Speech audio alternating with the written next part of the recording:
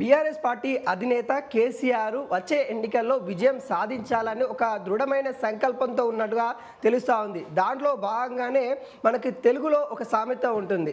ఏదైతే శత్రువు యొక్క శత్రువు మనకి మిత్రువు అవుతారు అనే సామెత ఏదైతే ఉంటుందో దాంట్లో ఒక కీలకమైన అంశాన్ని కేసీఆర్ తీసుకొని రేవంత్ రెడ్డి యొక్క శత్రువు ఎవరైతే ఉన్నారో ఆయన మిత్రుగా మార్చుకోవాలనే ఆలోచన చేస్తున్నట్టు కూడా తెలుస్తూ ఉంది.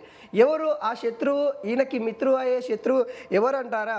మనకు తెలుసు, పొలిటికల్ వ్యూహకర్తగా కీలకమైన అంశాలపైన పరిశోధన చేస్తూ తన యొక్క వ్యూహాలతోని పార్టీలను చాలా వరకు కూడా మరి గెలిచే దిశగా తీసుకెళ్లిన వ్యక్తే ప్రశాంత్ కిషోర్.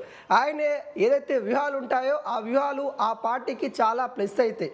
తాను వ్యూహం రచించాడంటే ఖచ్చితంగా ఆ పార్టీ ప్రజల్లోకి వెళ్ళడంలో కావచ్చు, విజయం సాధించడంలో కీలకమైన మరి పరిశోధనలో ఆయన ప్రశాంత్ కిషోర్ అయితే కీలక పాత్ర పోషిస్తారు. ఈ నేపథ్యంలో బీఆర్ఎస్ పార్టీకి కూడా వ్యూహకర్తగా ప్రశాంత్ కిషోర్ ఉండే అవకాశాలు అయితే కనబడతా ఉన్నాయి.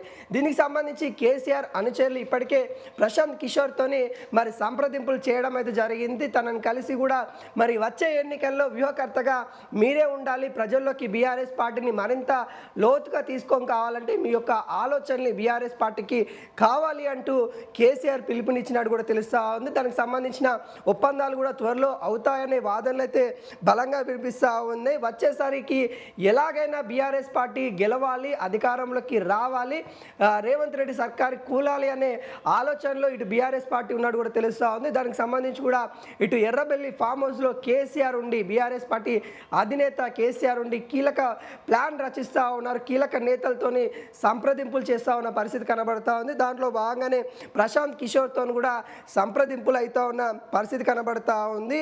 అయితే గతంలో ఏదైతే బీహార్ ఎన్నికల టైంలో కూడా రేవంత్ రెడ్డిని ఓడించేది నేనే అని కూడా ప్రశాంత్ కిషోర్ చాలా ధైర్యంగా చెప్పిన పరిస్థితులు కూడా మనం చూసాము. రేవంత్ రెడ్డి యొక్క ఆలోచన తీరుపైన కావచ్చు, ఆ ప్రభుత్వం తీరుపైన ఖచ్చితంగా కొంత వ్యతిరేకంగా ప్రశాంత్ కిషోర్ అయితే ప్లాన్ చేస్తున్నారు. అయితే ముందుగా కవితకు సంబంధించిన కొత్త పార్టీ అంటే టీఆర్ఎస్ పార్టీ నామకరణం చేసిన తర్వాత ఆ టీఆర్ఎస్ పార్టీకే ప్రశాంత్ కిషోర్ కొంత వ్యూహకర్తగా ఉండబోతా ఉన్నారని కూడా చాలా వదంతాలు అయితే వచ్చాయి. కాకుండా అందులో వాస్తవాలు లేవని కూడా ప్రశాంత్ కిషోర్ అయితే చెప్పడం అయితే జరిగింది. అయితే ఇప్పుడు బీఆర్ఎస్ పార్టీకే ప్రశాంత్ కిషోర్ పనిచేసే అవకాశాలు అయితే కనబడతా ఉన్నాయి. మనం తన పనిచేసిన రాష్ట్రాల్లో కూడా మనం చూడొచ్చు. తన యొక్క ప్రణాళిక అనేది కూడా చాలా కీలకంగా మారబోతుంది. తాను అక్కడ పోటీ చేశారు, తను కూడా పోటీ చేశారు, కాకుండా అక్కడ గెలవలేకపోయారు.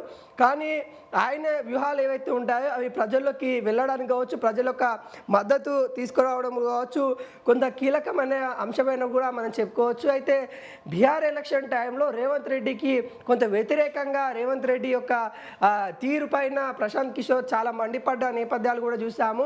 ఆ టైంలోనే చెప్పాడు, ఆయన బహిరంగానే చెప్పారు, తెలంగాణకి వస్తాను, తెలంగాణకి వచ్చి నీ ప్రభుత్వాన్ని పడగొడతాను, నీ ప్రభుత్వం ప్లేస్లో వేరే ప్రభుత్వాన్ని పెడతాను, ఇది నా ఏదైతే శపథం అన్నట్టుగా తను ఒక చేసిన విధానాన్ని కూడా మనం చూసాము. అదేవిధంగా ఇప్పుడు ఆ యొక్క శపథాలు ఏవైతే ఉన్నాయో అవి ప్రశాంత్ కిషోర్ ఏదైతే లక్ష్యం ఏదైతే ఉందో, ఇప్పుడు ఇద్దరు లక్ష్యం కూడా ఒకటే. కేసీఆర్ లక్ష్యం ఏంది?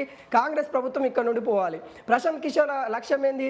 కాంగ్రెస్ ప్రభుత్వం ఇక్కడ నుండి పోవాలి. వీళ్ళిద్దరి లక్ష్యాలు ఒకటేనప్పుడు వీళ్ళిద్దరు చేతులు కలిపి పనిచేస్తే మరింత ముందుకెళ్ళొచ్చు అనే ఆలోచనలో బీఆర్ఎస్ అధినేత కేసీఆర్ ఉన్నట్టుగా తెలుస్తూ ఉంది. దాంట్లో భాగంగానే ప్రశాంత్ కిషోర్ని వ్యూహకర్తగా పెట్టుకొని మరి పార్టీని మరింత ముందుకు తీసుకెళ్ళాలి. ఇప్పటికే హరీష్ రావు, కేటీఆర్ ఇద్దరు కూడా కొంతవరకు ప్రజల్లోకి వెళ్తూ ఉన్నారు, కానీ కొంతవరకు విఫలమవుతూ ఉన్నారు అన్నట్టుగా తెలుస్తూ ఉంది. ఎందుకంటే భారీ సమస్యలు ఏవైతే ఉంటాయంటే రైతుల సమస్యలు కావచ్చు, అన్ని అడపదడప మాట్లాడుతూ ఉన్నారు. కానీ ఎక్కడో కొంత గ్యాప్ ప్రజలకి, బీఆర్ఎస్ పార్టీకి కొంత గ్యాప్ అనేది ఏర్పడుతూ ఉంది. కేసీఆర్ ఉన్నప్పుడు ఆ బాండింగ్ వేరే ఉండేది, ఇప్పుడు ఈ ఇద్దరు నేతల మధ్య కొంత బాండింగ్ వేరే కనిపిస్తూ ఉందనే వాదనలు కూడా బలంగా వినిపిస్తూ ఉన్నాయి.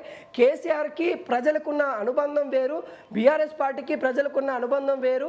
అయితే ఇక్కడ కేటీఆర్ హరీష్ రావు వచ్చినప్పుడు ఆ అనుబంధం వేరు అనే విధంగా ప్రజల్లో నుండి కొంత వినిపిస్తూ ఉంది. ఏదైనా కేసీఆర్ మళ్ళీ ప్రజల్లోకి వస్తే కేసీఆర్ని ఖచ్చితంగా ప్రజలు తీసుకుంటారనే వాదనలు బలంగా వినిపిస్తూ ఉంది. అయితే ఇక్కడ ప్రశాంత్ కిషోర్ వ్యూహాలు ఎలా ఉండబోతా ఉన్నాయి, మరి వచ్చే ఎన్నికల్లో వీళ్ళిద్దరు కలిసి పనిచేస్తే మాత్రం ప్రజల్లోకి బీఆర్ఎస్ పార్టీ వెళ్ళే అవకాశాలు దాదాపుగా ఉంటాయి. కాబట్టి మరి రేవంత్ రెడ్డికి ఇది ఒక సవాల్గా చెప్పుకోవచ్చు. మరి చూడాలి, మరి ఈ ప్లాన్కి రేవంత్ రెడ్డి ఎటువంటి ప్రణాళికతో ముందుకెళ్తారనే కూడా చూడాల్సిన పరిస్థితి కనబడతా ఉంది.